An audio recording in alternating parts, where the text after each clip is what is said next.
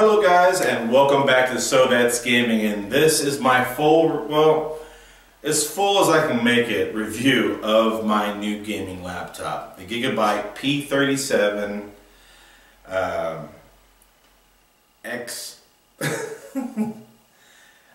version 6 or V6. So first I want to talk a little bit about the aluminum housing.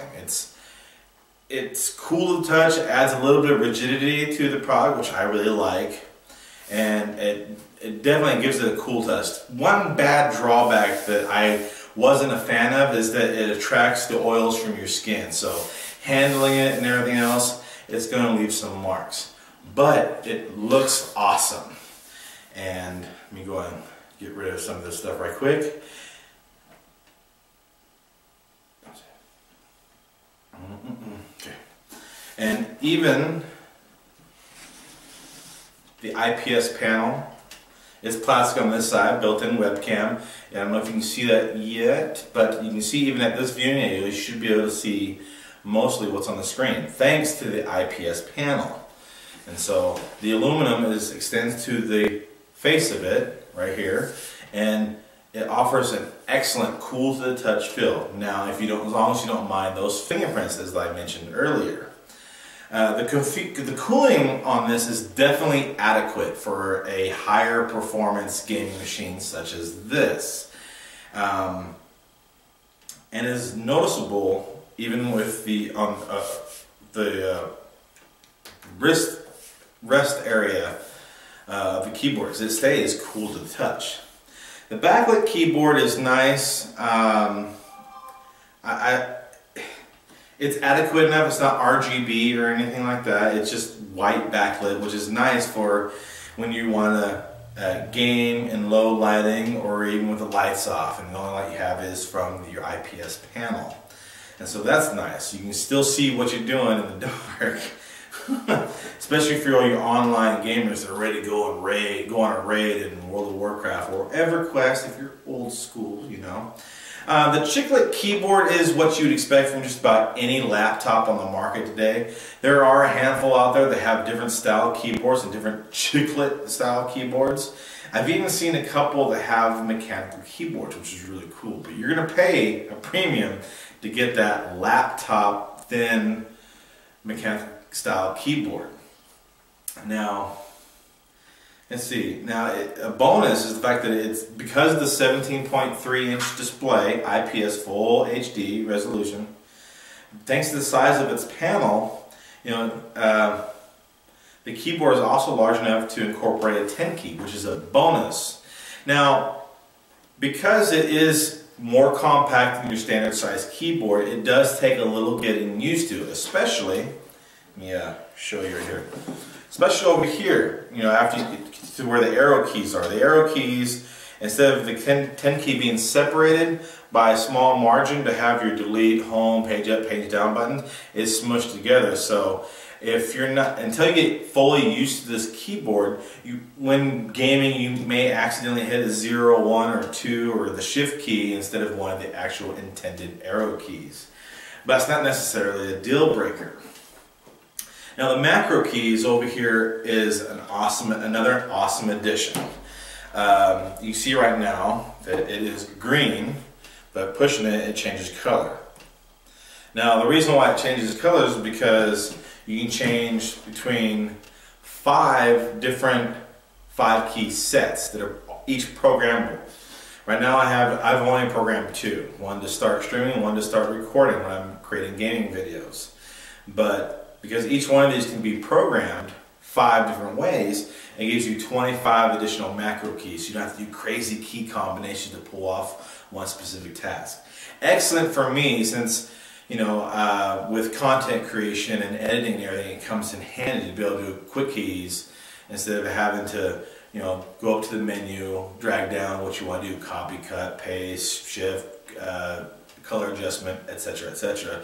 It's easy to assign that keyboard shortcut to one of these macros. So for content creation, big bonus. It's awesome.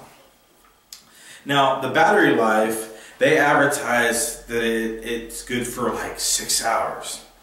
Now, if you're gaming, that's complete bull. I mean, what'd you expect? It's got a GTX 1070 in it. It's going to draw a little extra power when you're playing games at full resolution, ultra, or settings are all maxed up or whatever. You're going to start really using some juice, because that GTX processor is going to really pull some power to do all that computing.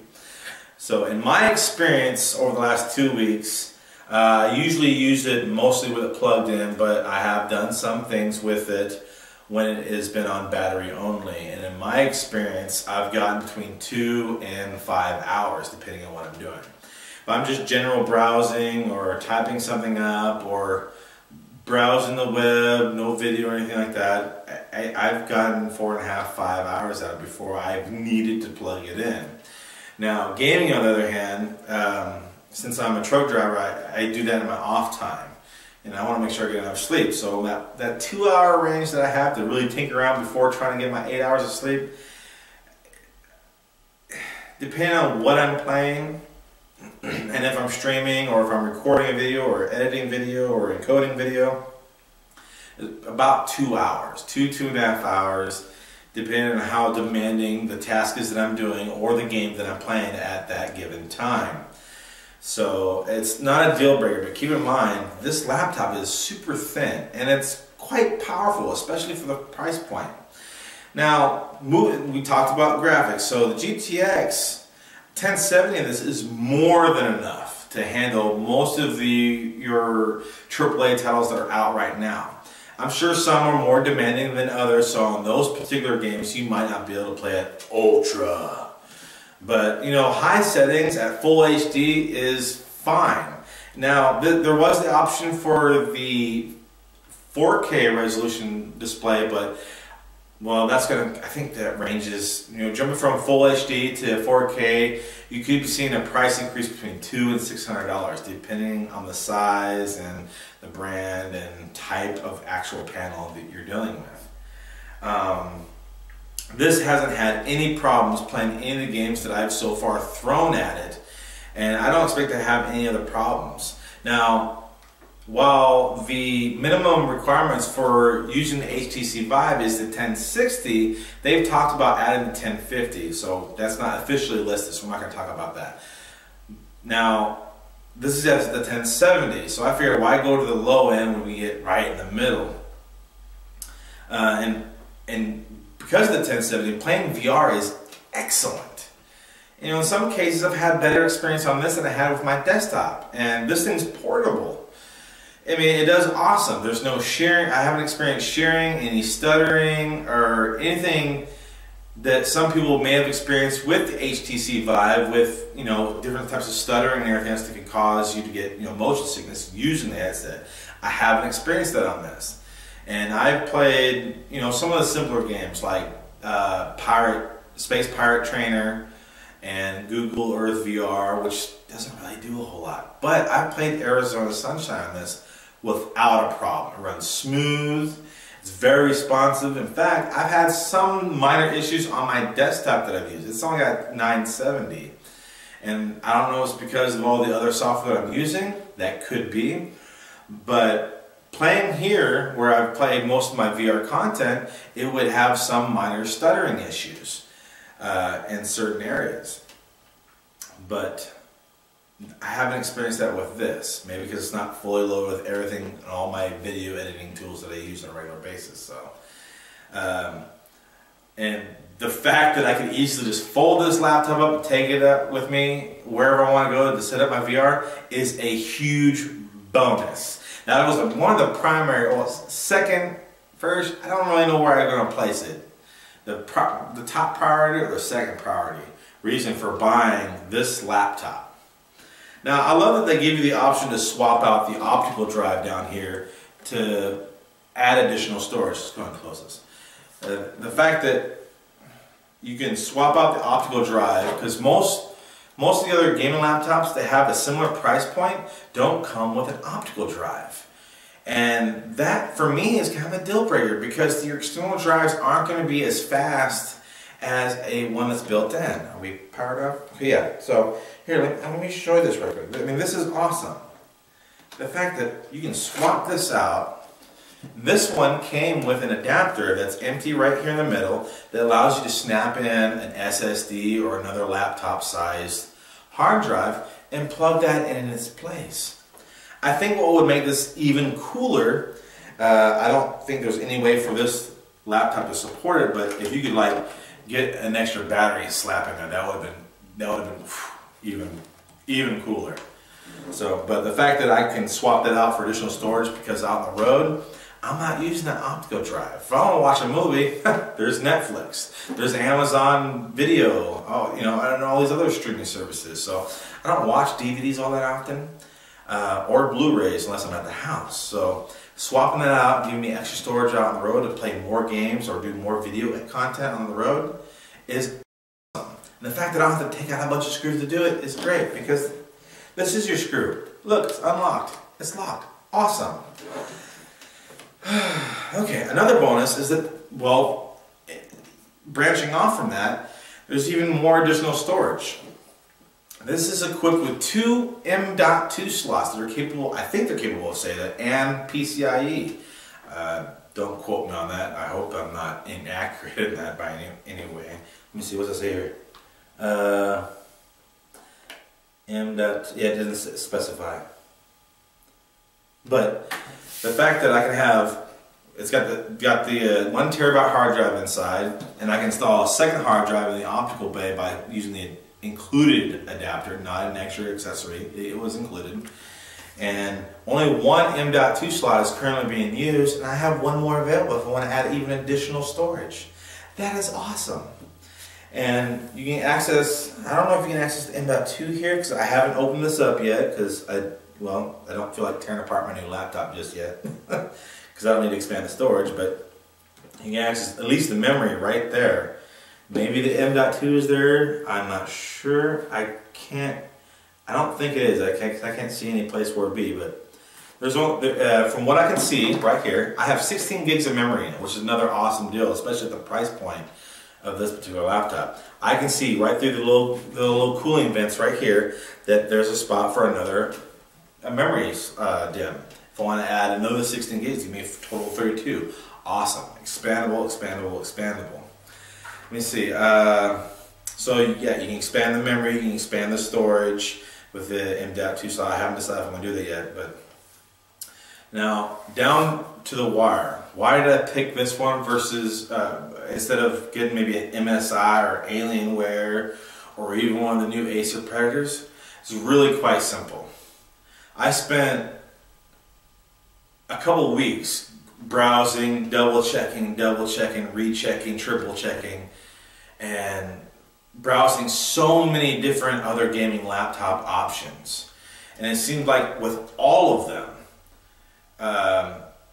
to get the bare minimum of VR specs, the 1060, usually with 3 or 6 gigabytes of video memory, all pretty much everything else is the same, 17-inch, full HD, most of them did not have the optical drive, 16 gigs of memory, all the usual stuff. Slightly different options for the processor, whether it's the 6th gen 6700 or the 7th gen 7700. They all range from about $1,100 to $1,200, maybe up to $1,400. That's all well and good. It's like, well, instead of going with the bare minimum requirements, why not bump up one step and go with the 1070? I found browsing MSI, Acer, Alienware, HP Omen, and Sager, and a couple other companies. Doing that jumps the price tag up between $1,600 and $1,800. I'm like, well, holy cow. I'm not made out of money. I wish I was. Who knows, maybe this channel will take off someday and I'll be rolling in the riches and I'll give back. But this one, I came across this one. Why it was priced so cheap, I don't know, because I love this thing. This is awesome. This was $13.99 a Newegg. I don't know if they still have any or if you can still find it anywhere else. But the way this is spec'd out, most others would have it priced around $1,600 or $1,700. $13.99. 6th generation i7 6700 processor, 16 gigs of memory, 128 Gigabyte SSD M.2, and an additional 1 terabyte of storage with a GTX 1070 for $13.99. You can't go wrong with this particular model. It's awesome. There's not much else I can say about it. And if you want to get the 4K display with this model, I think it only costs you I think $300. And that in itself is a deal if you're ready for 4K gaming. I am, but I just wasn't ready to spend that much money. So, yes. Awesome. Love it. Look forward to me doing additional videos. If you haven't already been seeing them, all the videos that have been uploaded recently have all been done, edited, and uploaded from this awesome computer. So, thank you guys so much for watching this video. If you liked it, be sure to click that like button, thumbs up, whatever you want to call it. And let me know what you thought by commenting below. And if you haven't already done so, be sure to click that subscribe button, get subscribed, and keep coming back for more of my gaming content. And maybe even future tech unboxings. We'll have to wait and see. And so if you want to get notified when I'm live streaming my games or whenever I upload a new video, click the little bell icon next to the subscribe button and get subscribed. Or if you can click here, watch another video, or click here and click the little cartoon me and get subscribed. Thanks for watching, guys. You guys be good. Keep playing your video games, and we'll see you in another video. Thanks again. Peace.